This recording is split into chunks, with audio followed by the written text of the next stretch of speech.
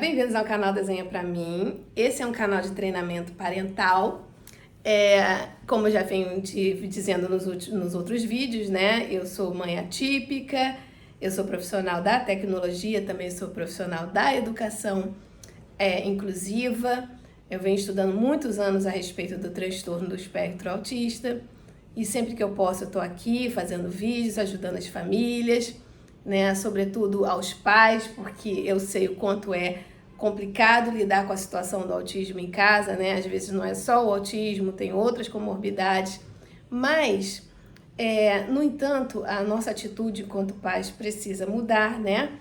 E a gente precisa de suporte. Então eu tô aqui para dar suporte a essas famílias, para ensinar coisas que às vezes a gente não consegue entender, né? E ensinar de uma forma mais fácil de fazer, né? Eu não gosto de usar muita palavra fácil, mas a gente pode usar uma palavra assim mais adaptável, né? Que a pessoa possa entender e replicar em casa. Porque não é só para escutar e falar assim, eu concordo com a Carla. Gente, eu não preciso que concordem comigo. Eu preciso que de alguma forma, né? Eu gostaria que de alguma forma entendessem a minha mensagem e replicassem, né? Da sua forma, do seu jeito, no seu estilo de vida, na sua condição financeira, ou na sua condição familiar, porque eu sei o quanto é importante, né, a gente reproduzir tudo que a gente pode fazer em relação ao tratamento do nosso filho, porque isso ajuda o nosso filho a evoluir mais rápido, faz com que o tratamento, fique potente, funcione de fato, né? Não adianta a gente ficar só lamentando e nem só colocando muitas atividades para o nosso filho, né? A gente tem que ter um equilíbrio nessa situação e é isso que eu venho trazendo aqui no canal, né? Para a gente conversar a respeito, o que a gente pode fazer dentro do nosso universo de valores, dentro da nossa família, dentro do que a gente pensa, dentro do que a gente entendeu, essa troca entre as pessoas, né? Entre os pais, porque quando a gente está em grupo de mães, por exemplo, a gente vê uma diferença enorme de classes sociais, de entendimento, de culturas mesmo em si, né? E a gente não pode querer que as pessoas façam tudo do mesmo jeito, né? O que eu venho conversando muito aqui no canal é tentando entender qual é a necessidade dessas pessoas e adaptando essas necessidades ao estilo de vida daquela família. Porque não adianta nada que propor um super plano de ação se a pessoa não tem condições ou cognitivas, ou financeiras, ou familiares, de fazer aquele programa funcionar, não é verdade? Então isso tudo tem que ser levado em consideração. Infelizmente, os bons profissionais já estão considerando a entrada dos pais na terapia, porque precisa mesmo, de fato, se tem uma pessoa que entende muito do filho, são os pais, né? A mãe, o pai, o cuidador, quem está mais próximo, né? E essa pessoa vai trazer informações muito valiosas que vão fazer toda a diferença na hora do tratamento. Quanto antes começar o tratamento, melhor. E o tratamento em casa, muitas das vezes, não é uma coisa assim tão complicada. A gente pode fazer sim, a gente não precisa gastar tanto dinheiro para fazer e a gente pode aproveitar os momentos para poder ensinar.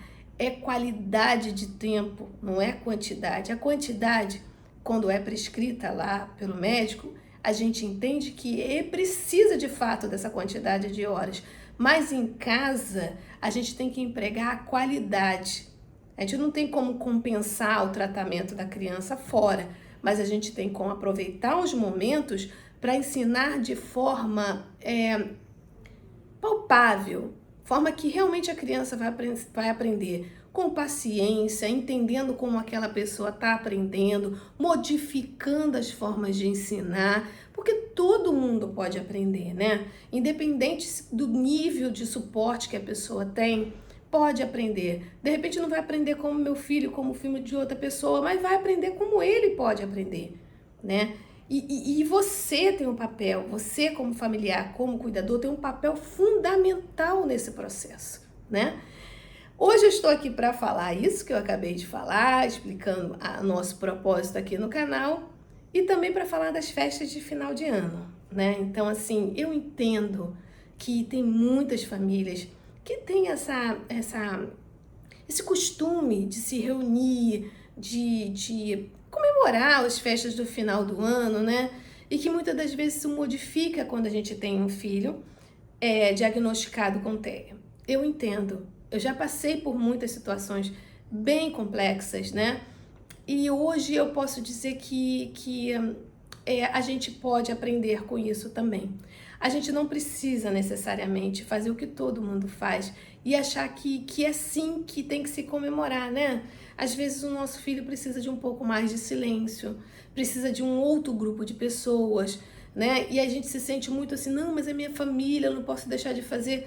Eu entendo, não é para deixar de amar a família, não é para deixar de ter contato com a família, mas é entender a necessidade do seu filho ali. Se ele fica bem, tudo bem, mas às vezes não fica. Boa parte das pessoas que são diagnosticadas precisam de um pouco mais de cuidado, menos tempos, menos exposição a lugares tumultuados, com muitos sons. Então, assim, é nisso que muitas das vezes a gente que sofre, não a criança em si, né? Mas como a gente tem no nosso universo de valores que a festa do final do ano precisa ser todo mundo junto, às vezes a gente desconsidera a necessidade do nosso filho. Ou a gente sofre porque a gente considera a necessidade dele e não considera a nossa necessidade de estar com os outros. Então, a gente precisa chegar no meio termo de tudo isso, né? E é isso que eu proponho. Se você ainda não entendeu como isso funciona dentro de você, procura ajuda. Vai conversar com pessoas que de fato podem trazer para você questões a serem pensadas, né? Porque a pessoa se modifica se ela quiser, né? Isso não é uma coisa que eu determino, ó, você precisa mudar, você precisa fazer assim, você precisa fazer assado. Não, isso é uma coisa que tem que partir de você. Eu desejo mudar porque vai ser bom para o meu filho e melhor para mim. Ou não, eu acho que tá tudo bem e tá tudo certo. A gente respeita, sabe? Só não pode depois falar assim, ah, não, porque eu faço assim, ele tem que se acostumar assim. Mas espera aí, será que você também não está desconsiderando a situação do seu filho, né? Até quando você realmente entende que aquilo é autismo ou você está colocando aquilo como se fosse uma manha, um problema de personalidade dele, que não tem nada a ver com a situação do autismo? Será que você parou para analisar isso mesmo? Será que você não está querendo fazer a sua vontade? Né? Eu lamento, eu sei que muitas das vezes a carga mais pesada fica sempre com a mãe, né? Então, a gente que aprenda a viver de forma feliz, leve, prazerosa, apesar do diagnóstico do nosso filho, né? Ah, Carla, isso é possível? Sim, é possível. Tem dias mais fáceis, dias mais difíceis, mas é possível, entendeu? Então, assim, depende muito do teu universo de valores, o que você quer pra você. Então, às vezes, a gente tem que falar assim, ó, para tudo, deixa eu reformular o que tá acontecendo e deixa eu ver o que vai ser bom pra mim e pro meu filho, né? Porque muitas das vezes eu vejo muitos pais desesperados em fazerem muitas atividades com o filho em casa, sufoca muito a criança e também não adianta. Tem que ser um momento prazeroso, tem que ser um momento de muita atenção, compreensão entre vocês dois. É um momento que vocês se ligam mais, né? Em que a família consegue. Bom seria, né? Lógico, que todos estivessem no mesmo pensamento e que pudessem fazer essas integrações em família. Mas não é uma realidade, nem aqui no Brasil, nem fora do Brasil, nem em lugar nenhum. Então, assim, a quantidade de pais, homens, né, que colaboram no tratamento dos filhos é muito menor, né, infelizmente, e eu lamento muito. Mas quando eles colaboram, eles são a força que a gente precisa. Então, assim, que conscientizem também, né, do quanto é complicado só para a mãe segurar isso. A gente não nasce sabendo, a gente precisa de suporte, né?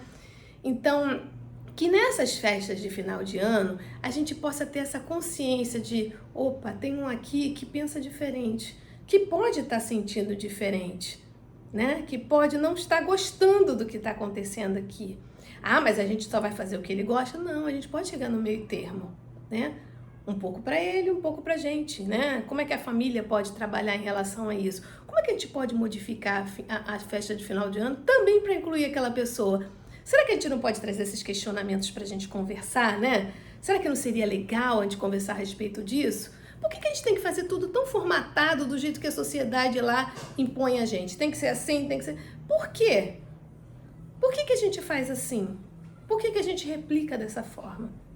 Tem uma razão de ser? Precisa ser assim?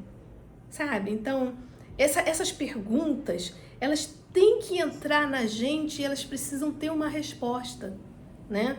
E é uma resposta que não vai ofender o outro, que não vai fazer mal a ninguém, que nem vai falar, ó, você tá certo ou eu tô certo. Não, não é para saber quem tá certo, mas é para saber o que é mais adequado para a sua vida, para você com seu filho, para o tratamento dele, o que vai fazer melhor para vocês, sem ficar considerando demais o que o outro pensa e nem de menos, né? Sempre no equilíbrio das coisas, sem polarização, sem briga, porque muitas das vezes essas brigas, essas polarizações também atrapalham muito o tratamento dos nossos filhos. Então, a partir do momento que a gente disse assim, eu quero ter esse filho, a gente tem que entender que ele pode vir com uma série de questões com ou sem diagnóstico. E aí, se a gente ama por completo. A gente ama os defeitos e as qualidades. Então, que a gente aprenda a conviver melhor com isso e que a gente crie amor pela educação. Porque no fim, gente, é isso que vale, sabe? Então, assim, eu vou só fazer aqui falar uma curiosidade. Meu filho, por exemplo, detesta pessoas fantasiadas. Isso inclui o Papai Noel, tá? Então, eu não entendia quando ele era pequenininho, porque tanto pavor. Com o tempo, quando ele se tornou verbal, ele falou isso pra mim. Eu falei assim, meu Deus, por que eu não tinha prestado atenção nisso antes? Qual é a relevância dele ter que ficar perto de uma pessoa fantasiada? Zero, né? Então, assim, algumas coisas a gente pode mudar e nem tudo requer tanto esforço assim, não é verdade? Então eu espero que essas palavras possam entrar no seu coração de forma calma, tranquila, harmoniosa, que você possa trazer essas questões para serem pensadas entre você e seus familiares, porque não dá para impor também, olha, tem que ser assim. Não, cada um comemora do jeito que quiser, entendeu? Aí a gente que se adapte à nossa melhor maneira, né? É verdade que às vezes é um pouco dura, mas é que se não consideram a gente também não tem que considerar o outro. Então, se você tá numa festa em que não te... ou vai ter uma festa, as pessoas não te chamam, é sinal de que não consideraram a sua presença ali. Pra que você vai sofrer com isso? Sabe? Então, assim, a gente tem que realmente entender o que vale a pena sofrer e o que não vale a pena sofrer, sabe? Então, assim, temos que pensar o que é conveniente pra gente também e se vale a pena, né? Então, esses questionamentos e muitas das vezes esses sofrimentos precisam ser revistos. Então, pense bem no que eu falei, traz aí uma reflexão em relação a isso, que você tenha um excelente final de ano, que você possa fazer diferente para você e para sua família, e que seu filho tenha progressos incríveis, fabulosos, que a gente possa divulgar no canal, porque a ideia é essa mesmo, sabe, gente? Ajudar um ao outro, né? Dar sempre o apoio àquelas famílias que ainda não entenderam como funcionam os processos. E curte aí o canal, divulga, dá seu like, porque isso faz o vídeo propagar, né? Alcançar mais famílias, pessoas que precisam dessa mensagem de educação e que muitas das vezes não custa nada, é só uma palavra, tá bom? Então, um excelente 2023 para você, até o ano que vem.